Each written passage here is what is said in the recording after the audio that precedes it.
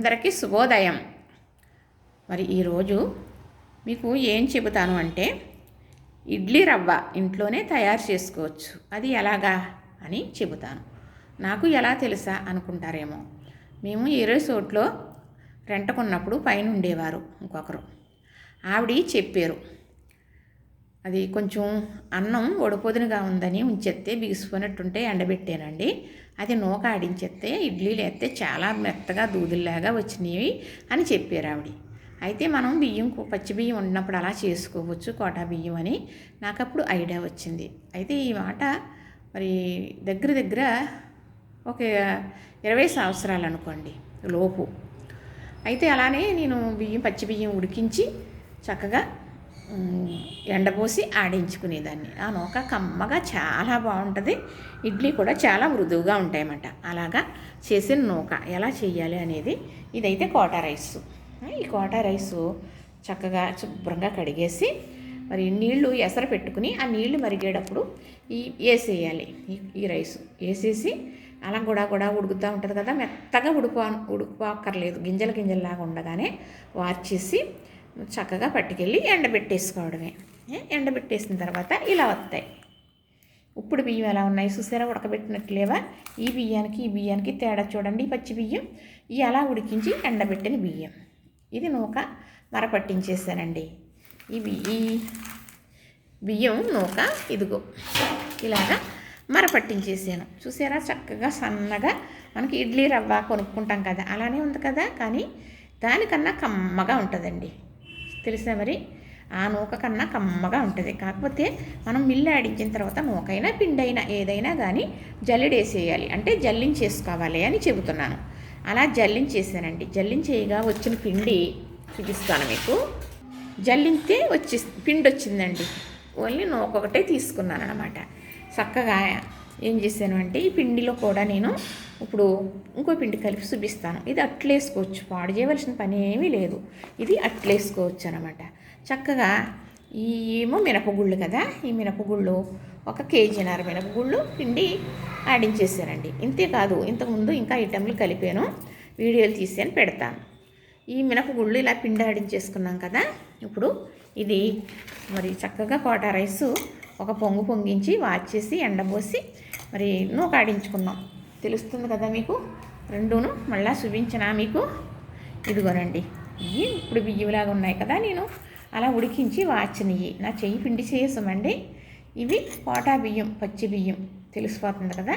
అయితే ఇప్పుడు ఇవి అలాగా ఇలాంటి బియ్యం ఎండబెట్టేసి అందులో మీకు తీసుకొని ఉంచాను చూపించడం కొరకు. ఇలాగా నూక ఆడించుకున్నాం కదా. ఇందులో నేను ఈ మినపగుళ్ళు మరి పిండి ఆడించాను కదా, ఇడ్లీ పిండి తయారు చేసుకుని ఉంచుకుందాం. మనం ఎప్పుడైనా మనకి అర్జెంటుగా కావాలి, మనం చేసుకోలేదు, రేపు పొద్దుటికి పిండి ఎలాగా అంటే నైట్ నానబెట్టుకుంటే పొద్దుటి ఇడ్లీ వేసేసుకోవచ్చు. అందుకు ఈ మినప్పిండి ఈ నూక క్వాలిటీస్ ఎంత కలుపుతానో సూద్రి కానీ అలాగా కలుపుకొని ఉంచుకున్నాం అనుకోండి, చక్కగా మనకి రెడీమేడ్గా ఇడ్లీ వేసేసుకోవచ్చు అన్నమాట. ఇప్పుడు ఈ పిండి ఇది తవ్వ, 1/2 కేజీ అన్నమాట. తవ్వ అంటారనమాట, కేజీలో సగం తవ్వ కదా. దీన్ని వేసాను అనుకోండి, ఆ నూక 3 వేస్తాను, 1కి 3 వేసుకోవాలి. మనం తొక్కపప్పు కనుక రుబ్బుకుని ఇడ్లీ రవ్వ కలుపుకుంటాం కదా, అది 1కి 4 వేసేసుకోవచ్చండి. నూక దూదుల్లాగా వస్తాయి ఇడ్లీ, మేము ఇలాగే వేసుకుంటాం. మరి చక్కగా ఇది 1/2 కేజీ పిండి కదా. ఇప్పుడు ఇది తవ్వల లెక్క తెలుసండి నాకు, పూర్వం మా అమ్మగారు అలా చేయడం వల్ల. ఇప్పుడు అలానే ఇది 3 వేస్తాను.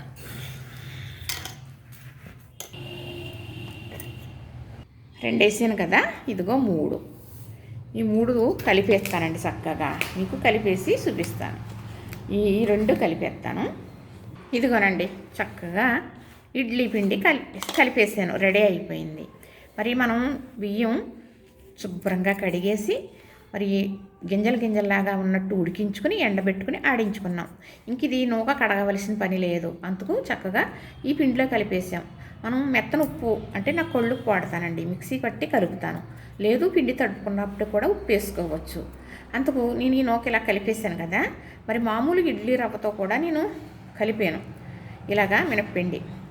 మరి ఎంతకు ఎంత అనేది. అది మామూలు ఇడ్లీ రవ్వ చక్కగా కడిగేసి పిండేసి ఎండబోసి ఎండిన నూక కలిపాను. అది వీడియో తీసాను, పెడతాను. అంటే ఇది ఇలా కడగకుండా నూక అని అనుకుంటారు కదా, మనం కడిగి చక్కగా ఆరబోసిన బియ్యమే కాబట్టి ఇలా కలిపేసాను. మరి ఇడ్లీ రవ్వ అయితే శుభ్రంగా కడిగి పిండి ఎండబెట్టి కరకరా ఎండిపోయిన తర్వాత కలిపానండి. అది కూడా వీడియో పెడతాను సూద్రి కానీ. చూసారా, ఇప్పుడు ఇది భద్రపరుచుకున్నాం అనుకోండి, ఇది కనీసం ఒక 20 సార్లైనా ఇడ్లీ వేసుకోవచ్చు. 2 రేకులు ఇడ్లీ వచ్చి ఇలా పెట్టుకుంటే సరిపోతుంది. చక్కగా చాలా బాగుంటుందండి. ఎందుకంటారా, ఇంట్లో గమ్ముని పిండి ఉంటుంది, ఉండకపోద్ది. ఎక్కడికో వెళ్ళొచ్చామనుకో ఇప్పుడు పప్పులు వేసేసి చేసుకోలేం కాబట్టి నైటు ఒక కప్పు పిండి నానబెట్టుకుంటే మనకి ఎన్ని ఇడ్లీ కావాలి అనుకుంటే దానికి సరిపడగా రెడీమేడ్ చట్నీ పొడి ఉందనుకోండి, ఇడ్లీ హ్యాపీగా వేసుకుని తినేయచ్చు. అలాగా నేను అంటే మాకులాగా పెద్దోళ్ళు అనుకోండి, నేను ఈరోజు చేయలేను, ఎలాగా పప్పు అది వేయలేను అనుకుంటానా, అలాంటప్పుడు చక్కగా ఇలా తయారు చేసుకుని ఉంచుకుంటే ఒక పప్పు పిండి తడిపేసుకోవచ్చు. అలాగే దోశల పిండి అన్ని వీడియోలు తీసాను, పెడతాను చూడండి. మరి చూసి లైక్ చేయండి, షేర్ చేయండి, సబ్స్క్రైబ్ కూడా చేయాలి. మరి ఇప్పుడు ఇదిగోనండి, మరి ఆ బియ్యం ఆడించింది పిండి వచ్చింది కదా, ఇందులో ఇదేమీ వృధా చేయను. చక్కగా ఇదిగో ఇది మినప్పిండి కదా, మనం మినపగుళ్ళు ఆడించాను కదా, మినపగుళ్ళు పిండి కొంచెం ఎక్కువే పడుతుంది అన్నమాట. అందుకు చక్కగా ఇది ఇప్పుడు ఇలా కలిపేసాను. ఇదిగోండి, ఇప్పుడు ఇది మనకి చక్కగా దోశలకి అట్లకి మెత్త దూదులాగా వస్తాయి. ఇది మరి ఇప్పుడు బియ్యం నూకతో పిండి వచ్చిందనమాట. అంతేనండి. ఇందులో కూడా ఇది కూడా మనకి ఒక వారం రోజులు వేసుకోవచ్చు తడుపుకుంటేనే. అంతే. చూసారు కదా, నచ్చింది కదా, లైక్ చేయండి, షేర్ చేయండి, సబ్స్క్రైబ్ కూడా చేసేయండి మరి.